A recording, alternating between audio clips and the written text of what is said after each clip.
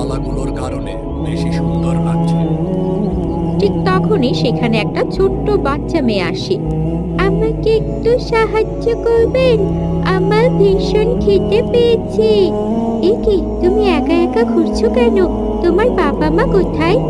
আমার কেউ নেই, বাবা মা আমাকে অনেক আগেই ছেড়ে গেছেন। আমি ওই যে পার্কের পাশে গাছের নিচে থাকি। আপু যান।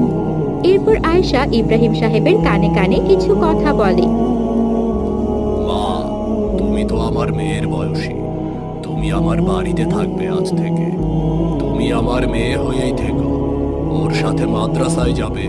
তোমরা একসাথে থাকলে তোমাদের খেলার সাথীও হবে।